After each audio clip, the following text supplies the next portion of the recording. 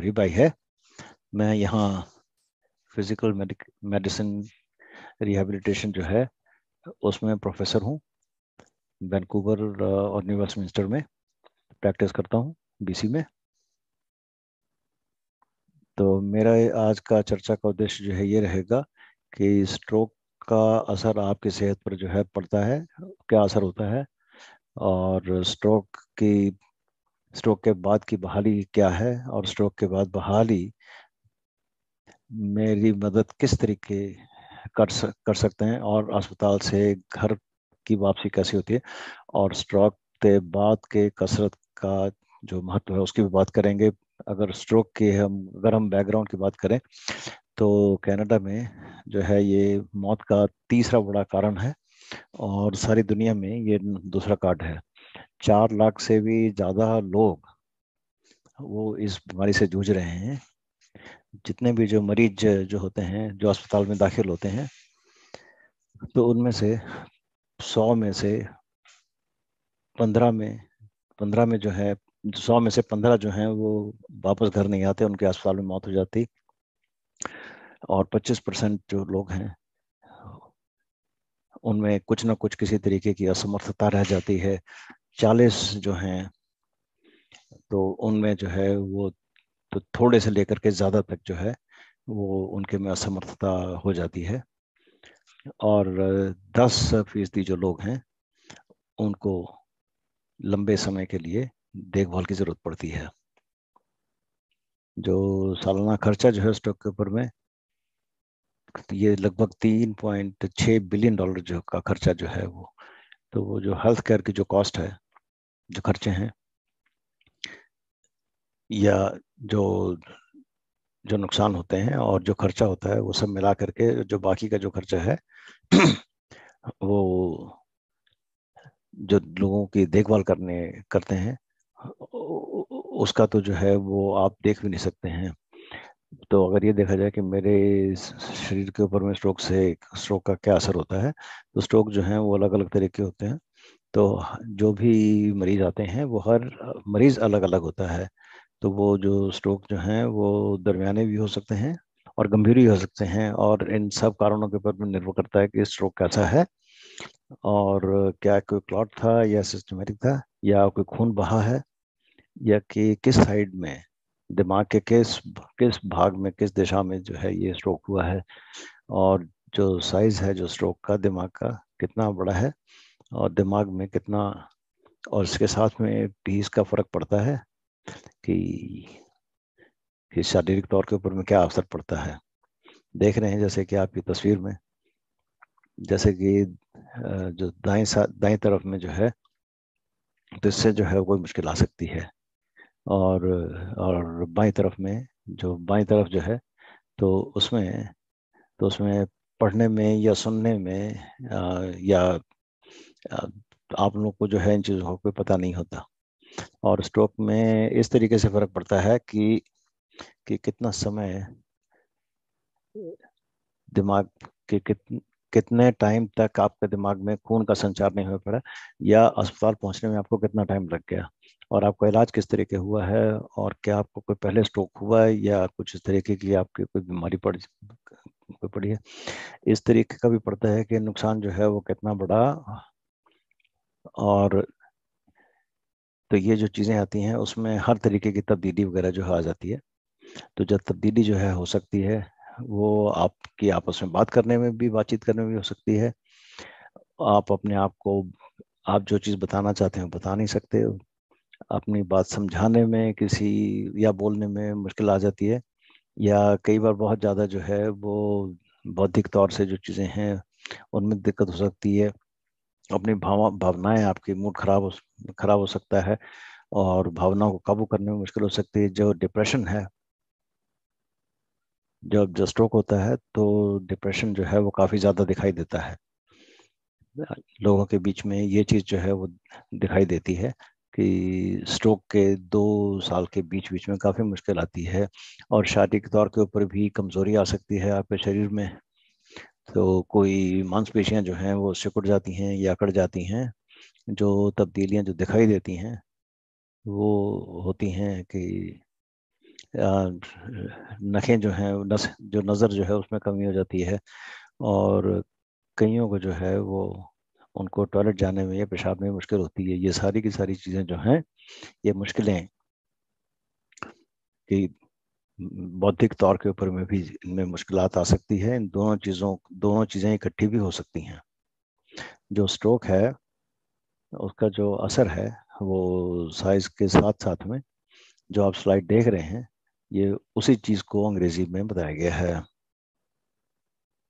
अगर हम सेहतयाबी की, अगर जो है वो सेहतयाबी की बात करें, तो सच्चाइयों की बात करें, तो ये निर्भर करता है कि स्ट्रोक के ऊपर में ये देखते हैं कि क्या पहले हुआ या नहीं हुआ, और तो उन सारी चीज़ों को जो है वो देख निर्भर करती है। और दिमाग, समय के साथ में दिमाग जो है वो ढलता है, और इन चीज़ों में उसकी वापसी में मदद मिलती है, क्योंकि न्यूरॉन जो है वो नए संपर्क बनाते हैं, और दिमाग के जो बाकी हिस्से हैं, जो जो आपकी चीज़ें जो हैं वो जो गुम हुई हैं, उनको अपने काबू में ले लेती हैं। और ये जो है वो एक प्रक्रिया है जो कि अपने आप होती है, और आपका कोई कंट्रोल नहीं है।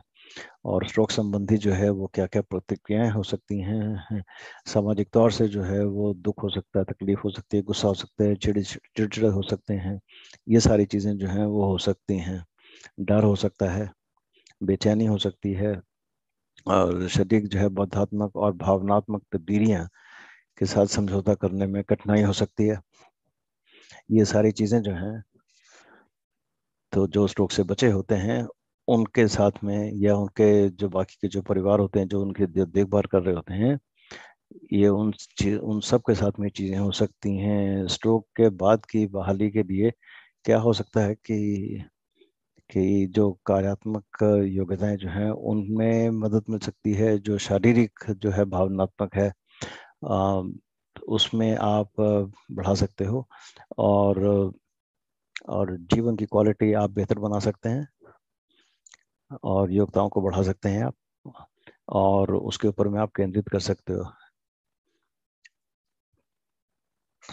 और रोग प्रबंधन का ये एक अटूट हिस्सा है, कि जो अगर जो है वो जोखिम कम करने में मदद मिलती है, जैसे कि हाइपरटेंशन होती है, जैसे कि आप कह सकते हैं डायबिटीज होती है, उन चीज़ों से आप बच सकते हैं, उनको आप ज़्यादा कंट्रोल कर सकते हैं, और जो कार्यात्मक जो आपके ध्येय हैं उनको बनाने में भी आपकी मदद मिलती है। लेकिन जो रिहैबिलिटेशन है, ये एक लंबी प्रक्रिया है, और इसमें काफ़ी समय भी लग सकता है। इसमें अलग अलग तरह के, ये अलग अलग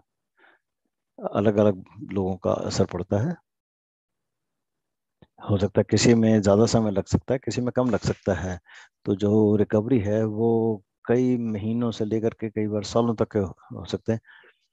और कई बार कई बार ऐसा भी होता है कि जो स्ट्रोक के पहले आप हालत में थी, आप वहाँ नहीं पहुँच सकते, लेकिन हमारी कोशिश ये रहती है कि जो आपकी जितनी योग्यता है उसमें आप किस तरीके से बढ़ाया जाए। तो इसमें जो है वो काफ़ी ज़्यादा लंबा समय लग सकता है। ये धीरे धीरे जो है इसकी बेहतरी जो है वो धीरे धीरे होती है, एकदम नहीं हो जाता। तो कुछ मरीज जो हैं वो जो पहली स्ट्रोक, तो कई मरीज तो जो हैं पहली वाली हालत में कभी भी नहीं पहुंच पाते स्ट्रोक के। जो 2009 के जो थे कनेडियन जो गाइडलाइन जो उन्होंने दी है, उसमें दिखाया गया है उन्होंने कि आप लगातार स्ट्रोक की देखभाल कैसे कर सकते हैं, जिसमें कि जो आपकी क्षमता है कैसे बढ़ा सकते हैं आप, तो जो देखभाल कर रहे हैं, और ताकि वो ज़्यादा जो है थकावट महसूस ना करें, और या जो है वो ये ना महसूस करें कि आपकी देखभाल कर रहे हैं ज़्यादा। और ये होता है कि आपको कैसे इसके बारे में पता था कि स्ट्रोक से बचने के बारे में आप क्या कर सकते हैं, और या स्ट्रोक के बाद में जो है जो क्या चीज़ आप कर सकते हैं, या फिर अगर कोई स्ट्रोक होता है तो आप कैसे उससे पार पा सकते हैं। दूसरे तरीके से ये है कि थोड़े तरीके का स्ट्रोक होता है, तो उसको किस तरीके से मैनेज करना है, और जब तक कि वो स्ट्रोक खत्म नहीं हो जाता तब तक उसकी देखभाल कैसे करनी है। जो कैनेडियन गाइडलाइन है 2019 की, उसमें कुछ तरीके किस तरीके के सबूत पाए गए हैं कि जो भी अस्पताल में दाखिल होते हैं पेशेंट, उसमें तो उनका जो है वो शुरुआती मूल्यांकन जो है वो होनी चाहिए कि कोई भी पेशेवर जो है वो उसकी करे, जितनी जल्दी से जल्दी हो सके वो हो जानी चाहिए। जो कोर टीम है उसमें जो डॉक्टर हो सकते हैं, ऑक्यूपेशनल थेरेपिस्ट हो सकते हैं, फिजियोथेरेपिस्ट हो सकते हैं, सोशल वर्कर हो सकते हैं, डाइटिशियंस हो सकते हैं, फार्मासिस्ट हो सकते हैं, और साथ में ही आपके जो परिवार के और जो मरीज हैं उनका भी योगदान उतना ही आवश्यक है। तो सबका एक साथ जुट होकर के उनका साथ सबका जरूरी है। तो ये जो है वो पुनः बहाली के लिए ये बहुत जरूरी चीज है। इस स्लाइड के ऊपर में आप देख रहे हैं कि हम किस तरीके से करते हैं कि सबको जो है वो एकजुट होकर के टीम बना करके काम करने की जरूरत होती है। उनके सहयोग के साथ में काम करना बहुत जरूरी है। इसमें जो मरीज है, तो जिसमें मरीज जो है वो बिल्कुल बीच में, सबसे बीच में जो है मरीज होता है, और उसके आसपास में बाकी की टीम काम करती है, और उनको जो है वो तो पुनर्वास करने में जो है मदद मिलती है। तो और ये देखना पड़ता है कि बेड से नीचे तक जाने में वो किस तरीके से चलते हैं। ये सारी चीज़ों का जो ध्यान करना पड़ता है। तो जो हम ध्येय जो बनाते हैं, तो वो हमारे ये होने चाहिए कि इस तरीके के जो हैं वो गोल बनाने चाहिए जो पूरे किए जा सके। तो जो संभाल करने वाले, तो जो गोल हैं वो पूरे होने की उम्मीद है। जो कैनेडियन गाइड जो है वो ये भी कहती है कि अगर स्ट्रोक के बाद बहाली के जो जिनको की हो जाता है, विशेष स्ट्रोक सेवाएं उपलब्ध हों अस्पताल से जाने के बाद में भी। उसमें ये जो सारी फैसिलिटीज हैं जिसके अंदर में शामिल होती हैं, जो जो जो घर के अंदर की सेवाएं या बाहर की जो सेवाएं हैं जो उपलब्ध होती हैं, हम उनके बारे में अब थोड़ी थोड़ी देर जो है इनके बारे में बात करेंगे। तो आप कब तैयार होते हैं हॉस्पिटल से छुट्टी के लिए? जबकि जो दाखिल जो मरीज होते हैं या जो बाहर वाले मरीजों के लिए, तो पहले जो दाखिल हुए हैं मरीज उनके लिए बात करते हैं। इसमें काफ़ी चीज़ें जो हैं वो हो सकती हैं जो बहाली के लिए,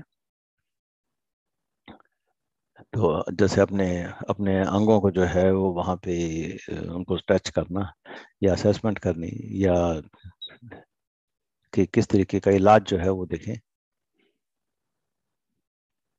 और इसके साथ में ही जो ये भी शुरू हो जाता है कि एक्यूट वार्ड में ये सारी चीज़ें शुरू हो जाती हैं।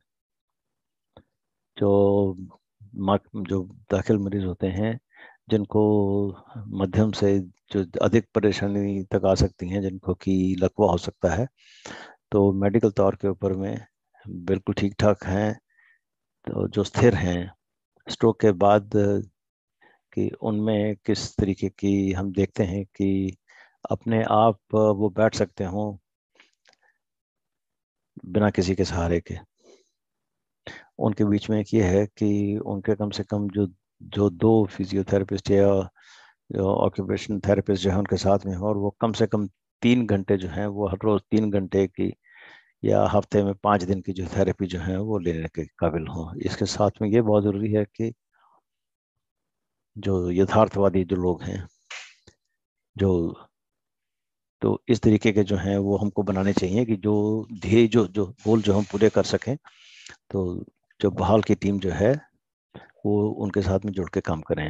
साथ में ही शारीरिक योग्यताएं जैसे कि हाथ खींचना या पकड़ने का अभ्यास करना, या बौद्धिक चीज़ों का योग्यताओं को बढ़ाना, जैसे कि याददाश्त और ज़्यादा सोचना, बातचीत करना या भावनात्मक मुद्दे के बारे में बात करना, इन सारी चीज़ों के बीच में मदद मिलती है। कुछ मरीज जो हैं वो हो सकता है कि कुछ इस तरीके के लक्षण हो कि वो असमर्थ हों रिहेबिलिटेशन के लिए, बहाली के लिए, जिसमें कि उनका जो शारीरिक तौर के ऊपर में या बौद्धिक तौर के ऊपर में कोई इस चीज में वो चीज में भाग लेने के में असमर्थ हो। बहाली कैसे होती है? उसमें यह है कि जिस जगह पे नुकसान हुआ है तो जिनका जो दिमाग जो है वो उनकी भरपाई कर सकता है, इसलिए इसको खुद ही उनको अपने आप ही खुद करता है और अपने नए सिरे से जोड़ता है। तो इसको जो इस चीज को जो है प्लास्टिसिटी कहते हैं और इसमें वो मदद करते हैं। तो उसमें जो है ध्येय ये होता है कि हम बहाली में किस तरीके से आपकी मदद कर सकें ताकि आपको पूरा कामकाज करने में आप आपकी क्षमता में वृद्धि हो सके और साथ में ही अपने आप से आप निर्भर हो सको। जैसे कि आप जो काम कर रहे हो, जैसे कि खाना पीना, नहाना धोना या टॉयलेट वगैरह जाना, बिल्कुल इसमें पूरे आप जो है आत्मनिर्भर जो है वो हो जाएं ताकि आप पूरी सुरक्षा के साथ घर जा सकें। इसमें ये भी होता है कि ज़रूरी नहीं है कि सारे जो नज़ीर हैं जो एक्यूट केयर से सारे घर जा सकते हैं। ये नहीं होता ऐसा। कई बार ये भी हो सकता है कि उनको कहीं रिहैब यूनिट में उनको दाखिल किया जा सकता है, उसके बाद में उनको जो है वो घर भेजा जाए और आपकी जो बहाली है वो बाद में शुरू होगी। अ, क- कई बार कई मरीज जो हैं वो बिल्कुल इसमें असमर्थ होते हैं कि वो दाखिल भी नहीं रह सकते, लेकिन बाहर भी उनकी जो है वो बहाली वगैरह नहीं की जा सकती क्योंकि उनमें जो है वो काफ़ी ज़्यादा ज़रूरत होती है, उनकी हालत काफ़ी ज़्यादा ख़राब होती है, वो पूरी तरह स्थिर नहीं होते। तो तो इस तरीके की चीज़ों में वो भाग नहीं ले सकते शारीरिक तौर पे या मेडिकल तौर के ऊपर में। स्ट्रोक कईयों को ज़्यादा होता है, कईयों को कम होता है। तो ये सारी चीज़ें जो है इनके ऊपर डिपेंड करती है। ये देखना पड़ता है कि वो कब तैयार होंगे इस चीज़ के बारे में, कि उनकी जो है वो बहाली कैसे होगी, कि कब वो शुरू की जा सकती है। कई मरीजों में तो ये बिल्कुल ज़्यादा संभव हो ही नहीं सकता क्योंकि वो स्ट्रोक का लेवल बहुत ज़्यादा हो जाता है और कोई बड़ा स्ट्रोक हुआ होता है, उनमें इस चीज़ की संभावना बिल्कुल ही नहीं होती। और जो स्ट्रोक के बाद में जो रिहेबिलिटेशन की हम बात करते हैं तो उसके अंदर में एक्सरसाइज की या वर्जिश की बात करें तो ये सारी चीज़ें जो है इन सारी चीज़ों का जो है वो तीन निर्भर करता है कि दौरा आपका कितना पड़ा है और स्ट्रोक कैसा था आपका, कि आपके दिमाग का कौन सा हिस्सा जो है वो प्रभावित हुआ है, आपके शरीर दिमाग भावनाओं के ऊपर में क्या असर पड़ा है, और मेडिकली आप कितने स्थिर हैं। आपकी रिकवरी जो है वो सरगर्मी के साथ में हिस्सा भाग लेने में समर्थ हो कि नहीं हो, और परिवार से देखभाल करने वालों की सहायता जो है वो किस तरीके की है। तो मरीजों के डॉक्टरों के लिए दोबारा बसाने के लिए तो जो ध्येय जो हैं वो यथार्थवादी होने चाहिए। ये बहुत ज़रूरी है कि ये जो ध्येय हैं उनको हम यथार्थवादी बनाएं ताकि ताकि उनको जो है वो पूरा किया जा सके। जो एक्सरसाइज होती है, जो स्ट्रोक के बाद की जो एक्सरसाइज होती हैं उसके लिए बहुत ज़रूरी है कि जो ब्लड प्रेशर है, कोलेस्ट्रॉल है या डायबिटीज़ का जो काबू करना है, उसको मजबूत बनाने के लिए जो कसरतें हैं उसमें जो मसल जो हैं वो कम हो सकती हैं या उनका भार कट सकते हैं। स्ट्रेच करने के साथ में आपके शरीर में जो है वो बेहतर हो सकता है। तो जहाँ तक कि जनरल स्ट्रोक वगैरह जो होता है तो जो स्ट्रेचिंग और एक्सरसाइज करने के साथ में आपके शरीर के फंक्शन जो हैं वो बढ़ सकती है और तकलीफ आपकी कम हो सकती है, और आपके पूरे दिमाग को आदी करने के लिए तो लगातार या रोज रोज जो है वो ये कि आप जो हैं वो रोजाना जो है वो सर्जरी करें, एक्सरसाइज करें। जो एक्सरसाइज है ये किसी तरीके की भी हो सकती है, अगर आप अस्पताल में दाखिल हैं तो या घर में हो आप तो एक्सरसाइज वहाँ भी आप कर सकते हैं। जो आपके मसल जो स्ट्रोक के बाद में जो मसल जो हैं वो अकड़ जाते हैं उनको स्ट्रेच करके आप ठीक कर सकते हैं इलास्टिक बैंड के साथ में।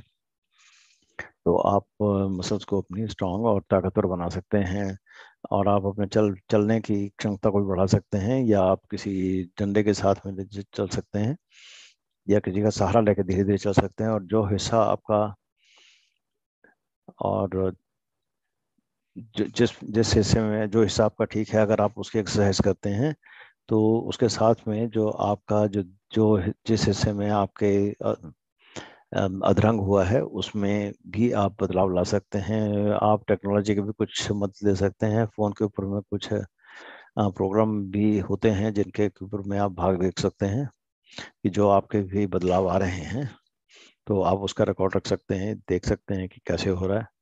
और साथ में ही आप कुछ इस तरीके की भी एक्सरसाइज कर सकते हैं कि जैसे कि आप बॉल या पट्टी के साथ में अपने हाथ की आपने ग्रिप कैसे बनानी है, या पकड़ कैसे बनानी है, ताकतवर कैसे बनाना है, ये सारी एक्सरसाइज आप भी आप कर सकते हो। और साथ में आप वेट ट्रेनिंग कर सकते हो। तो ये घर में या या ये सारी एक्सरसाइजेज जो हैं वो आप कर सकते हो। तो अगर बाहरी मरीज है, जो उसमें जो पुनर्वास होता है, उसमें एक प्रोग्राम होता है कम्युनिटी रिहैब अर्ली डिस्चार्ज, उसको रेडी भी बोलते हैं। तो वो प्रोग्राम भी जो उपलब्ध उपलब्ध है अस्पतालों के साथ में जुड़ा हुआ, जो कि 6 फ्रेजर हेल्थ कम्युनिटी, इनके साथ में ही उसके अंतर्गत ही टाइम एक्सरसाइज भी है, जो कि उसको कहते हैं कि इकट्ठे रह करके ये प्रोग्राम जो है, जो कि कम्युनिटी में गतिशीलता को बेहतर बनाने में मदद करता है। और इसके बीच में आपकी एक क्षमता होनी चाहिए कि आप कम से कम 10 मीटर तक डंडे के साथ में चल सको। अगर आप कुछ और जानकारी आपको चाहिए तो इसी वेबसाइट के ऊपर में आप जा सकते हो, जो कि यहाँ पर दिखाई गई है। यहाँ पर ये वही वेबसाइट है जो कि आप देख पा रहे हो। और उस तरीके का एक प्रोग्राम जो है वो वैंकूवर में भी, उसको जो है वो फेम प्रोग्राम कहा जाता है। इसका फेम का मतलब है कि फिटनेस एंड मोबिलिटी की जो एक्सरसाइजेज हैं, क्योंकि वैंकूवर में है। और एक सामूहिक कसरत प्रोग्राम भी है, जो कि स्ट्रोक के साथ वाले, जिन स्ट्रोक हुए लोगों को के लिए तैयार किया गया है, जिसमें खड़े होने या चलने की समर्थता होती है, तो उनके ऊपर ये प्रोग्राम चलाया जाता है। तो फेम प्रोग्राम जो है वो तैयार किया गया है उन लोगों के लिए जो कि बहुत ज़्यादा, जिन लोगों की ज़रूरत है। अ, इस प्रोग्राम में जो वो प्रभावित होते हैं, कसरत करते हैं। तो जो फिटनेस की जो बात है, जिन लोगों को स्ट्रोक हुआ है, जो ज़्यादा उम्र के होते हैं या पूरी तरह फिट नहीं होते, तो तो वो जो है वो उनके गिरने की उम्मीद ज़्यादा रहती है। तो उनके ऊपर में ये प्रोग्राम तैयार किया गया है। तो ये जो प्रोग्राम जो है उनके लिए चलाया जाता है कम्युनिटी में। कई हॉस्पिटल्स में भी ये लागू किया जा सकता है। तो अगर आप इसके बारे में कुछ ज़्यादा अच्छी से जानना चाहते हो, तो ये जो fameexercise.com है, तो आप उस वेबसाइट के ऊपर भी जा सकते हो। अगली वेबसाइट में जो अगली स्लाइड में यही जो दिखाई गई है, ये जो है जो घर में बैठे हुए या स्पेशल प्रोग्राम के तहत जो है आप प्रोग्राम कर सकते हैं। जो धीरे धीरे जो स्ट्रेच करनी है वो जो की सकती हैं, या आप मजबूत बनाने के लिए की जा सकती हैं, या जो आपकी आपकी बाहें या जो जो उनमें भी ताकत जो है वो कैसे लाएं आप। और या आप बौद्धात अपनी बुद्धि तेज करने के लिए खेल सकते हैं, या अपने घर वालों के साथ में बातचीत कर सकते हैं, जिससे कि आपकी बोलने की क्षमता जो है उसमें बेहतरी होती है। तो ये बहुत ज़रूरी है कि आप एक्सरसाइज जो है वो बैठ के या व्हील चेयर में या जैसे भी हो करते रहो। चाहे आप खड़े हो पा रहे हो या नहीं हो पा रहे हो, लेकिन तो भी आप बैठे हुए ये एक्सरसाइजेज जो हैं वो आप करें। क्योंकि जो कम्युनिटी फिजियोथेरेपिस्ट होता है वो आपकी मदद कर सकते हैं इसको सेटअप करने में, कि आप जो है वो व्हील चेयर के ऊपर या बेड के ऊपर में ही आप एक्सरसाइज कैसे करनी है। हार्ट एंड स्ट्रोक जो वाले जो हैं उन वो ये उम्मीद करते हैं कि कि जो शारीरिक तौर के ऊपर में जो है वो गतिविधियां हैं, वो हफ्ते में 4 से 7 मिनट के लिए 150 मिनट के करीब आप जो है वो, तो आप ये हर रोज जो है 10 मिनट या उससे ज़्यादा ज़रूर एक्सरसाइज करें। लेकिन सच्चाई ये भी है कि ये आपकी सेहत के हिसाब से, आपके स्वास्थ्य के हिसाब से आप इसको जो है बढ़ा सकते हैं, घटा सकते हैं। तो इसको आप कम कर सकते हैं, ये ज़्यादा कर सकते हैं। ये सब आपकी सेहत के ऊपर में, आपके स्वास्थ्य के ऊपर में निर्भर करता है। और इसके साथ में करने में अगर आपको जो है वो थकावट होती है, तो उससे भी इसका जो है ऊपर में आपका असर पड़ता है। तो इसको जो है आप घटा या बढ़ा भी सकते हैं। और कुछ रिहेबिलिटेशन जो है वो परोक्ष रूप से होती है। तो अब कोविड के साथ में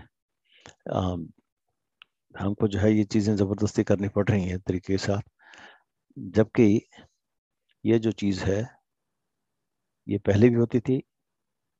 तो कई ऐसे भी सबूत मिले हैं कि जो जो कंप्यूटर के ऊपर में जो हम पुनर्वास के लिए करते हैं,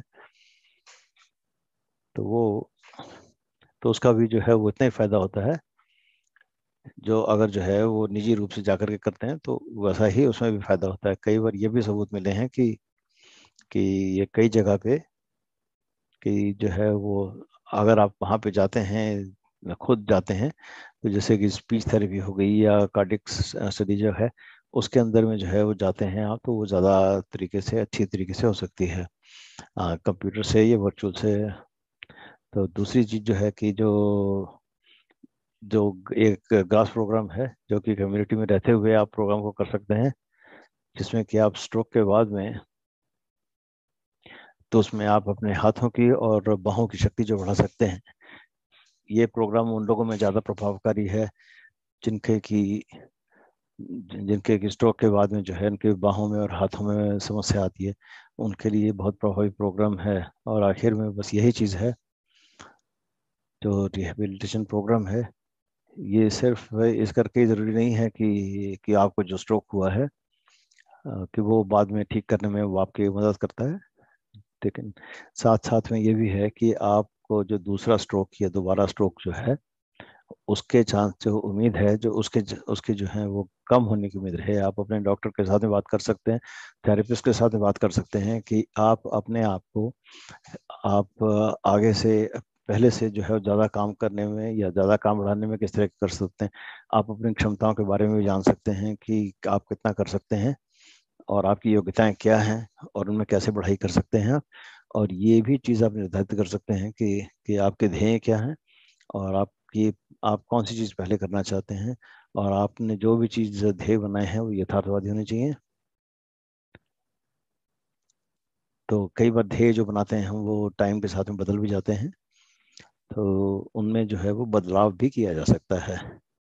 ठीक होने में आपको काफ़ी समय भी लग सकता है, काफ़ी समय भी लग सकता है, इसलिए आप इससे निराश ना हो, क्योंकि कई बार जो है वो बदकिस्मती से दूसरे लोगों में, कईयों में जो है वो ठीक नहीं हो सकता। आप ये ध्यान रखें कि आपकी जो गतिविधियां हैं उनको संतुलित बना के रखें, और जब समय मिले तो आप आराम करें, ताकि आप जो है ज़्यादा थकावट ना होए। ये ये याद रखें कि हर मरीज जो है वो अलग होता है, और हर एक की रिकवरी जो है वो ठीक होने की जो उनकी क्षमता है उसके अंदर में वो भी अलग होती है। तो ये कुछ एक वीडियोस हैं, इसमें कुछ एक स्रोत आपको दिखाए गए हैं। तो ये कुछ अमेरिकन वीडियोस हैं, कुछ जो हैं वो जो जो स्ट्रोक